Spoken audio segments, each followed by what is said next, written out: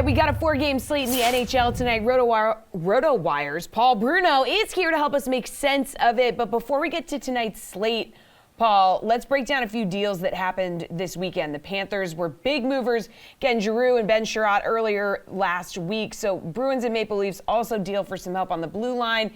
And some breaking news, reports are saying Marc-Andre Fleury, and it's confirmed now, is heading to Minnesota. So which team has improved the most so far?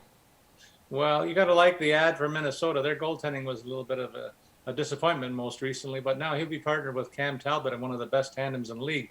But you have to think that not only did Florida upgrade, but all the teams in the Atlantic Division that are going to the playoffs certainly did. When you consider the two-time champs in Tampa trading to get Nick Paul and Brandon Hagel to augment their forward lines, that's going to be 4 solid lines that they'll be able to roll out. Boston answered a big hole on their defense. They get Hampus Lindholm, and they turned around and signed him to an 8-year extension. So that tells you how valuable they expect him to be there. And then closer to home for me, the Maple Leafs added local guy Mark Giordano and Colin Blackwell, filling in 2 needs, one big one on the blue line, but also a depth forward to help their bottom 6.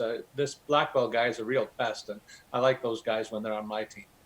Okay, so Paul, which team needs to make a move today to either keep pace or pull ahead of the pack? Well, I highlighted one division that's making moves. Another one's not made too many as a whole. When you look at the contenders in the Metro Division, none of the 4 teams has made any kind of a big splash.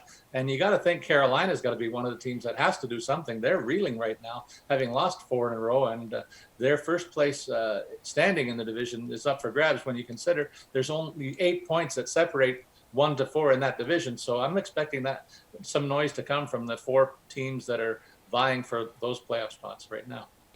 Okay, on to tonight's slate, Paul. Who's your favorite DFS center tonight? Well, you can make the case for McKinnon. He's got a great matchup against a weak defensive system that Edmonton rolls out, and he's on fire right now. 7 goals, 16 points, 49 shots on goal, which is leader of the pack in the NHL this past week.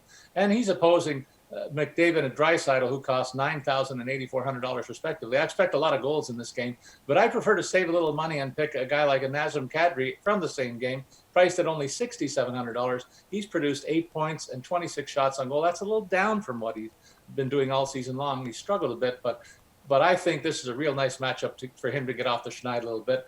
I also like, and among the other games, Nick Suzuki versus a Boston team that's going to be without Patrice Bergeron tonight. He's going to cost $5,400. He's got 13 points and 31 shots in his last 10 games as the Habs are really rolling. And then finally, Ryan Hartman, centering one of the top lines in Minnesota for only $5,700. He gets a great matchup against a really banged-up Vegas club that's riddled with injuries right now. He's produced 9 points and 31 shots on goal in his last 10 games, averaging 12.5 DK points per night in that stretch. All right, let's move on to the wing. Kaprizov, by far the most expensive guy there at $8,000. Yeah, I'm going to save a little bit of money and take a look at some guys that are red hot right now. You consider David Pastrnak. I think I've talked about him in each of the last few times that the Bruins have played, but he's continuing his heater with 10 points in his last 10 games and pouring 46 shots on goal certainly boosts his DraftKings points on a nightly basis, costing $7,300 against the rivals from Montreal. In the same game, you can get Cole Caulfield, who's just lighting it up like crazy, still only costing $5,000. He's got 12 points in his last 10 games, 32 shots on goal as well, and he's been a featured player in the Habs' recent resurgence.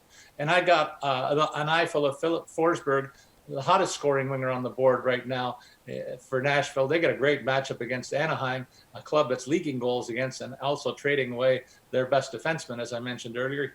For his part, Forsberg, 7 goals, 14 points, 35 shots on goal in his last 10 starts. He'll cost only $6,900. All right, how about your favorite value play tonight, Paul?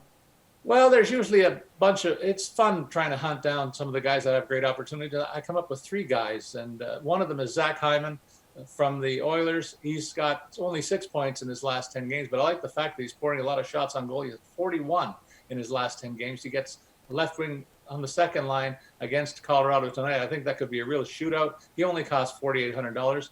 Similarly, I also like Kylie Yamamoto of the Oilers. He's played very well in the last 5 games, producing 7 points, still costing only $3,800, playing right wing on the top line there beside McDavid, a primo location for him. Great value. And then also back to Nashville. They got a great matchup against Anaheim, as I suggested. And one of their top pivots, Ryan Johansson, is on a good streak, 9 points in his last 10 games. That'll only cost you $4,100. All right, on the DK Sportsbook, Paul, favorite money line or puck line bet?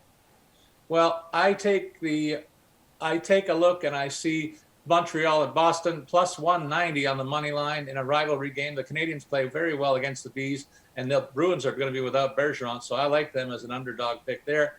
The Ducks have lost 6 in a row and are selling off pieces at the deadline, while Nashville is playing well and battling for a playoff spot in their matchup. I take the Preds in Anaheim minus 1.5 on the puck line to collect on the 150 payout.